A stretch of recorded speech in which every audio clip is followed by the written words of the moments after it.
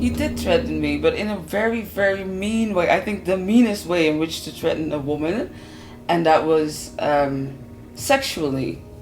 He would, of course, if someone is super mean to you, you don't feel like having sex with them, which is, like not rocket science that I didn't want to have sex with him. And then he would threaten me and say, if you don't want to do it, I'll find someone else who will, which he did. But obviously, it's a very mean way to threaten a woman that's already very insecure. When we were in the relationship, and there were some moments with her that she kind of showed her real self, and she said, watch out, I'm going to destroy you. I'm saving up stuff about you and I'm going to destroy you. And I just thought, oh, this is so sad. There's something really,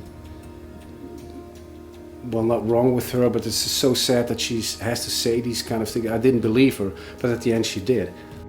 He would make threats like, if you ever leave me, I will destroy you, I will break you, I will call everybody and make sure nobody wants anything to do with you or wants to work with you ever again. And that's exactly what he did. I expected him to do it in that aggressive way, but he did it in like a very victimized way, like he was the victim, I was the evil person.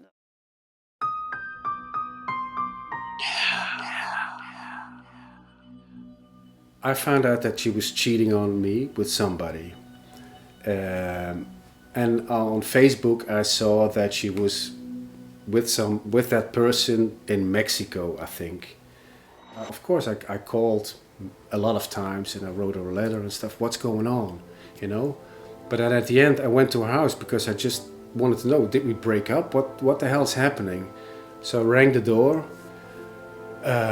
She opened it real quick, she closed the door again. I was completely nervous and think, what just happened? So I went downstairs from the door of her apartment into the streets.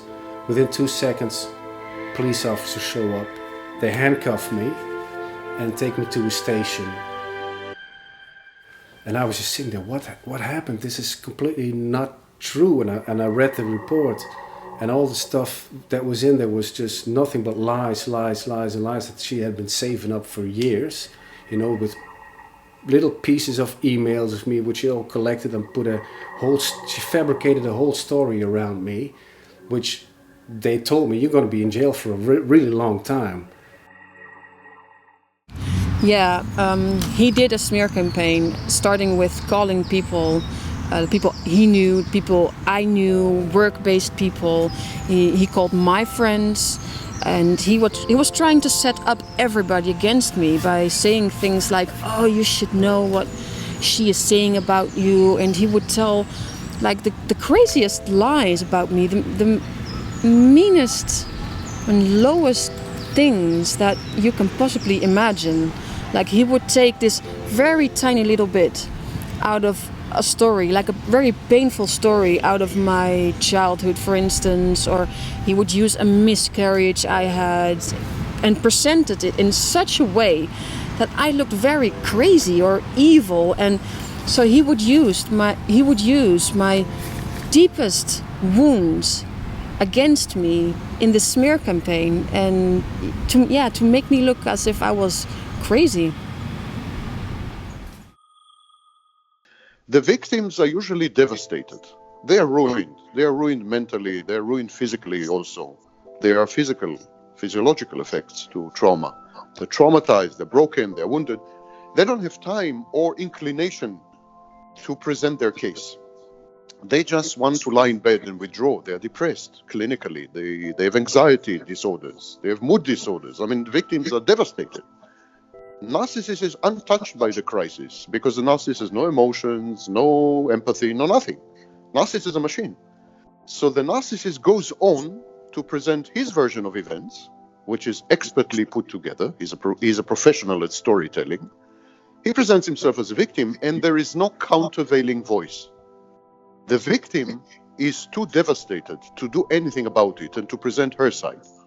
The narcissist is the lone voice, usually, at the beginning. Not for the whole duration, but in the first few critical weeks, it's usually the narcissist is the lone voice. The victim is not heard.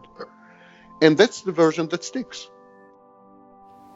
I think that was what hit me the most. That from the starting of the relationship till the end, it was all one big film that she invented for herself, and she knew exactly what she was going to do. She was going to destroy me, and she knew that from day one.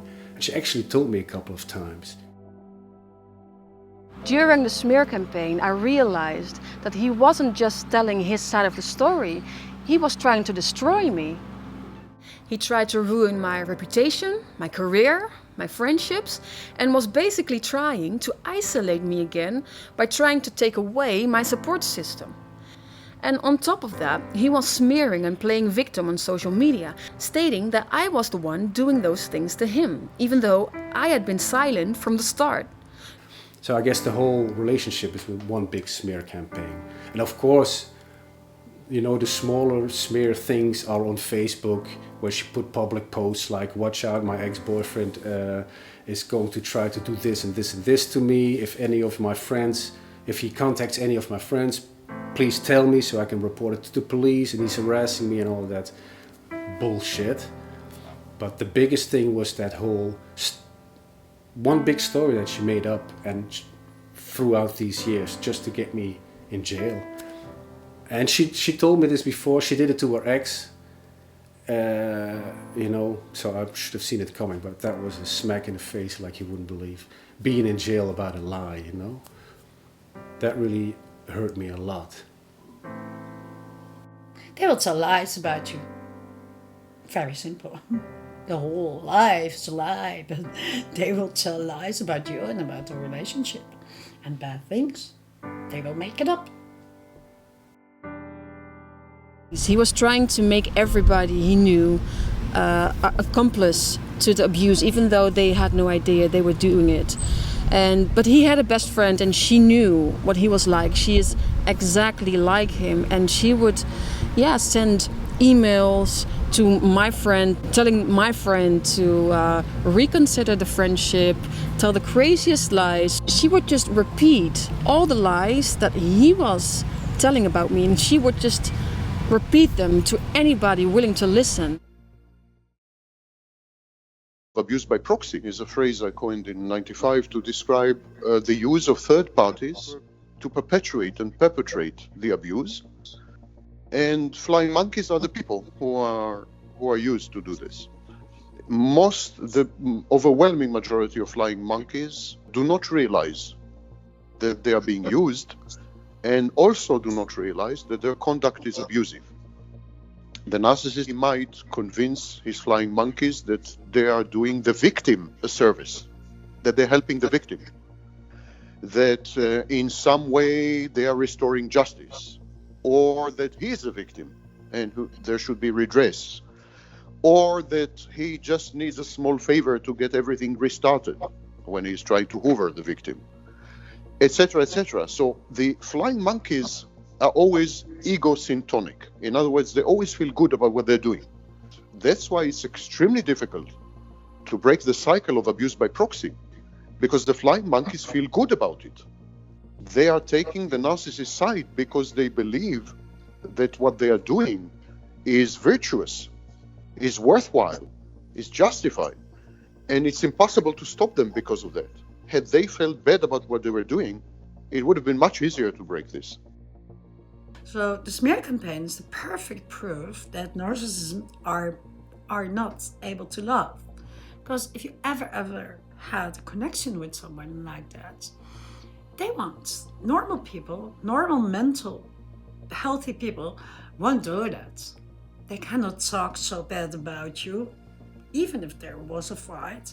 And there will be some emotions, but not that big as with a narcissist.